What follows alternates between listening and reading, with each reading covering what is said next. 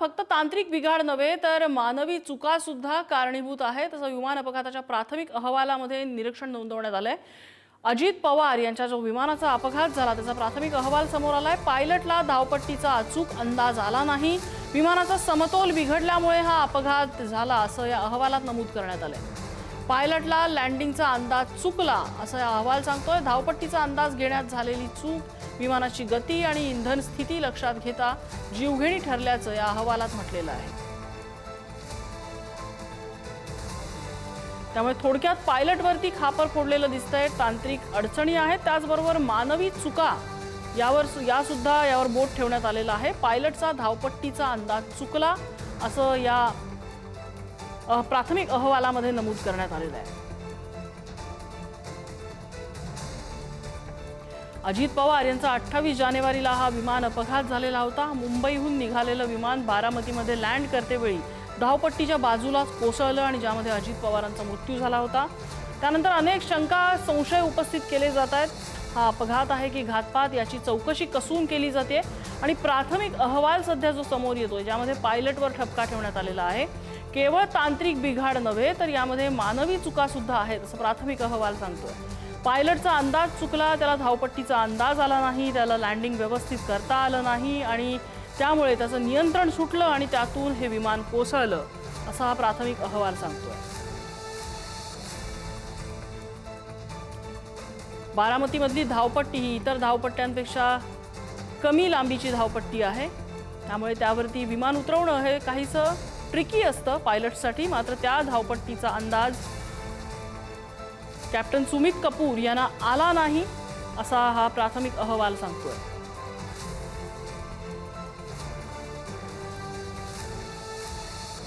Captain Sumit Kapoor आणि captain Shambhavi Pathak या दोन्ही पायलट्सचा या अपघातामध्ये मृत्यू झालाय। मात्र या पायलट्सना या धावपट्टीचा अंदाज आला नाही आणि त्यामुळे हे विमान कोसळलं असा प्राथमिक अहवाल सांगतोय। आणि राष्ट्रवादी काँग्रेसच्या नेत्या रुपाली ठोंबरे आपल्या सोबत आहेत। रुपालीताई, प्राथमिक अहवाल सांगतो ही पायलटची चूक होती, आपली प्रतिक्रिया? प्राथमिक अहवाल आत्ताशी आलेला आहे।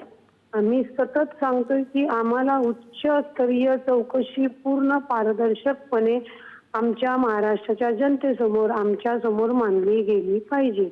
आता प्राथमिक जो काही अहवाल ते सांगतायत की बाबा तांत्रिक फक्त नाही तर त्याच्यामध्ये पायलटच्या पण ज्या चुका आहेत या आमच्यासारख्या तज्ञ नसलेल्यांनी पण मानलेल्या आहेत की बाबा जो पायलट आहे त्याचं काम होतं की विमानामध्ये उपमुख्यमंत्री अजितदादा बसले होते तर त्याच्यामध्ये त्यांची जी काही गोष्टी त्यांना करायच्या होत्या सुरक्षितेच्या दृष्टीने त्याच्यात कुठेतरी चूक झाले हे आमच्यासारखे तज्ञ नसलेल्यांनी पण सांगितलेले।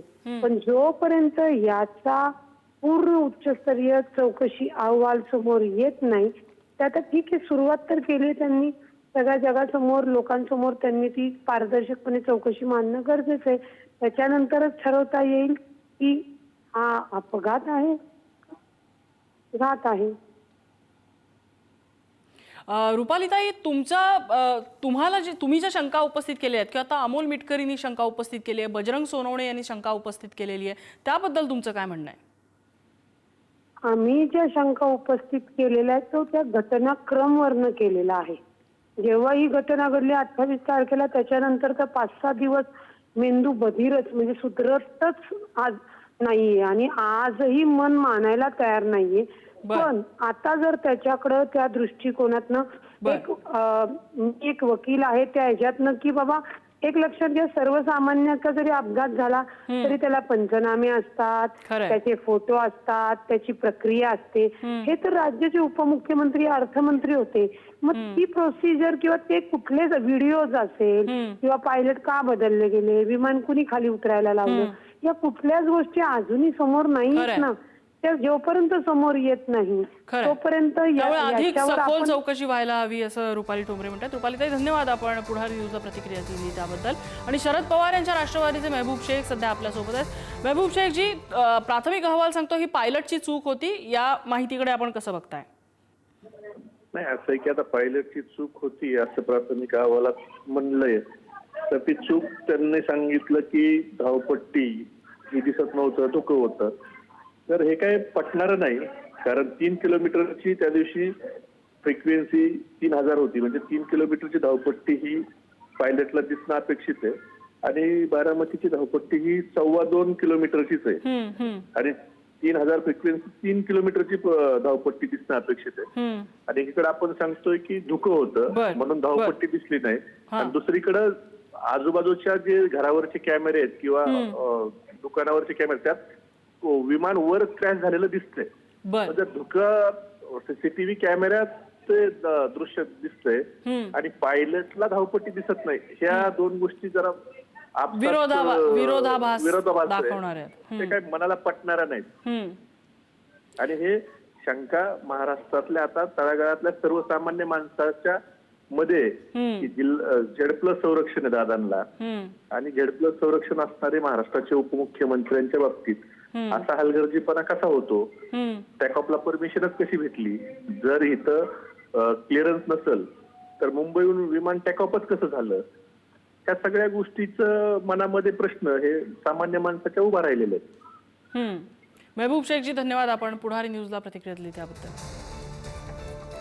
तर अजित पवार यांच्या अपघातासंदर्भातला प्राथमिक अहवाल ज्यामध्ये पायलटच्या चुकीवरती ठपका ठेवण्यात आलेला आहे. पायलटच्या चुकीमुळे हा अपघात झाला असं प्राथमिक अहवाल सांगतोय. फक्त तांत्रिक बिघाड नव्हे तरी मानवी चूक होती असं हा प्राथमिक अहवाल सांगतोय. विमानाचा समतोल बिघडला आणि त्यामुळे हा अपघात झाला. थोडक्यात विमानावरचं नियंत्रण सुटलं आणि पायलटचा लँडिंगचा अंदाज चुकला आणि विमान धावपट्टीच्या दिशेनं जाण्याऐवजी वेगळ्याच दिशेला गेलं आणि ते क्रॅश झालं. आणि आपल्यासोबत आमदार अमोल मिटकरी आहेत ज्यांनी विविध कॉन्स्पिरसी थिअरीज उभ्या केलेल्या आहेत ज्याची उत्तरं त्यांना अपेक्षित आहेत. मिटकरीजी, प्राथमिक अहवालामध्ये ही मानवी चूक असं सांगतात, आपली प्रतिक्रिया? बघा, ह्या प्राथमिक अहवाल वगैरे याच्यावर आमचा विश्वास नाही आहे. मानवी चूक म्हणून काय तुम्ही विषय संपून टाकाल का म्हणा प्राथमिक अहवाल? प्राथमिक अहवालापेक्षा सीसीटीव्ही फुटेज सार्वजनिक झालं पाहिजे, ब्लॅक बॉक्सचा डेटा सार्वजनिक झाला पाहिजे. मी तर माझी स्पष्ट मागणी आहे, देवगिरीवरून निघण्यापासून विमानतळावर येईपर्यंत, विमानतळावरून डायरेक्ट विमानात बसेपर्यंतचा सीसीटीव्ही द्या ना विमानतळावाल्यांनी. किती मागणी करायची? आता हे प्राथमिक सर्वेक्षण येईल, त्याचा सर्वेक्षणाचा अंदाज येतोय, अंदाजमध्ये पायलटची चूक झाली, एवढ्यावर हा विषय थांबणार आहे का? अजित दादा नावाची व्यक्ती गेली महाराष्ट्रामधली, व्यक्ती, इतकी मोठी व्यक्ती की आजही 10 दिवस झाले अख्खा महाराष्ट्र हळहळतोय. ही किंमत कोण भरून देणार? हे कोण करून देणार? त्याच्यामुळं जे याला दोषी आहेत, जे कारणीभूत आहेत, माझा पहिला महाराष्ट्राला शंका आहे, माणसं बसली किती विमानात, 6 की 5? आता ते किती उज्ज्वल निकम साहेब काय म्हणू देत किंवा काही, पहिलं जर जे आलंय विमानात 6, डेड बॉड्या 5, एकदा फुटेज येऊ द्या ना सीसीटीव्हीचं आणि महाराष्ट्राला कळू द्या नेमकं काय झालंय ते. त्याच्यामुळे ह्या चौकशी अहवालाला काही अर्थ नाही आहे. आम्ही याची कसून चौकशी झाली पाहिजे, उच्चस्तरीय चौकशी झाली पाहिजे, याच्या मागणीवर मी ठाम आहे आणि मी ते पूर्ण करणार. मिटकरीजी धन्यवाद, आपण पुढारी न्यूजला प्रतिक्रिया दिली त्याबद्दल. तर प्राथमिक अहवालामध्ये काही अर्थ नाहीये, याची सखोल चौकशी झाली पाहिजे. अनेक गोष्टींमध्ये शंका उपस्थित केली जाते, अनेक गोष्टींमध्ये ताळमेळ बसत नाही आणि त्यामुळे सखोल चौकशी झाली पाहिजे. सीसीटीव्ही फुटेज उपलब्ध करून दिलं पाहिजे, प्रसिद्ध केलं पाहिजे DGCAने, अशी मागणी केली अमोल मिटकरी यांनी. अजित पवार यांच्या विमान अपघाताचा प्राथमिक अंदाज समोर आलेला आहे, प्राथमिक अहवाल समोर आला आहे, ज्यामध्ये जे निरीक्षण नोंदवण्यात आलेलं आहे त्यानुसार हा केवळ तांत्रिक बिघाड नव्हे तर यामध्ये मानवी चूक सुद्धा आहे, ज्यात विमानाचा समतोल बिघडला आणि त्यामुळे हा अपघात झाल्याचं नमूद करण्यात आलेलं आहे. तर अनेक नेते आहेत ज्यांना हा घातपात वाटतोय, ज्यामध्ये ममता बॅनर्जी आहेत, संजय राऊत आहेत, निलेश लंके आहेत, रुपाली ठोंबरे, विजय वडेट्टीवार, या सगळ्यांनी आपली शंका बोलून दाखवलेली आहे. अंजली दमानिया, विजय पांढरे यासारख्या अनेक जण सामाजिक कार्यकर्ते सुद्धा आहेत ज्यांना यामध्ये शंका उपस्थित केलेली आहे. आणि इकडे अजितदादांच्या विमानात बॉम्ब होता का हे तपासलं पाहिजे. अजितदादांच्या विमान अपघातावर खासदार बजरंग सोनवणे यांनी ही शंका उपस्थित केली आहे. जमिनीवर पडण्याआधीच विमानाचा स्फोट झाला असा सोनवणेंचा दावा आहे. अजितदादा देवगिरीवरनं कधी निघाले याचं सीसीटीव्ही फुटेज मिळालं पाहिजे. अजितदादांच्या विमान अपघाताची उच्चस्तरीय चौकशी झाली पाहिजे असंही सोनवणे म्हणतात.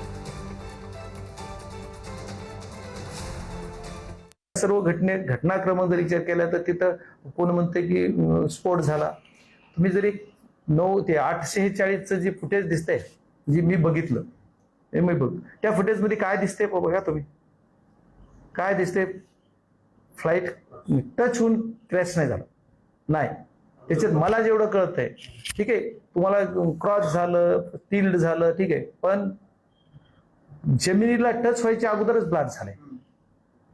कारण ब्लास्टमध्ये सुद्धा इंजिनचा जो फ्रंट पार्ट आहे तिथले लोक उडलेत बाहेर आणि त्याच्यानंतर जमिनीवर टच होऊन स्फोट झाला. त्याच्यानंतर दुसरा स्फोट दिसतोय. म्हणजे मग ही घटना काय असू शकते? त्याच्यात संशय नाही का त्याच्यात बॉम्ब होता का? इंजिन असं ब्लास्ट झालं, खाली न टच होता? याचा तपास झाला पाहिजे. आणि ह्याचा कट रचला का, काय केलं का, ह्याच्यावर भाष्य मी आज नाही करणार. कारण जी गव्हर्नमेंटची कंपनी आहे त्यांनी सुद्धा डिक्लेअर केलं सुरुवातीला 6 लोक. मग ती दादा घरी येऊन किती वाजता निघाले, देवगिरीहून एअरपोर्टला कधी पोहोचले? एअरपोर्टवरून म्हणजे घरी येऊन निघलेला CCTV फुटेज असला पाहिजे. दादा कुठल्या गाडीने आले, कोणचा ड्रायव्हर होता, त्याच्यानंतर ते फ्लाईटमध्ये कधी बसले, फ्लाईटमध्ये बसतानाचा एअरपोर्टला सगळे CCTV आहेत. एअरपोर्टला एंट्री केल्यापासून त्याच्या गेटला वर फ्लाईटमध्ये चढेपर्यंत CCTV फुटेज समोर आले पाहिजे. आणि कुणाला शंका असेल तर त्यांनी पुरावे द्यावे असं रुपाली चाकणकर यांनी म्हटलंय. तपास सुरू आहे, पुराव्याच्या अँगलने तपास होईल असं रुपाली चाकणकर यांनी वक्तव्य केलेलं आहे. मला असं वाटतं ज्यांच्या मनामध्ये शंका आहेत त्यांच्याकडे काही पुरावे कुणाकडे असतील तर राज्याचे मुख्यमंत्री आदरणीय देवेंद्रजी फडणवीस साहेब यांनी सूचना दिल्यानंतर तातडीने तपास सुरू झालेला आहे. ज्या काही शंका कुणाच्या मनामध्ये असतील, ज्यांच्याकडे जे काही पुरावे असतील त्यांनी तपास जो चालू आहे त्या तपास यंत्रणेकडे नेऊन द्यावा, ज्याच्या अनुषंगाने तपास करता येईल.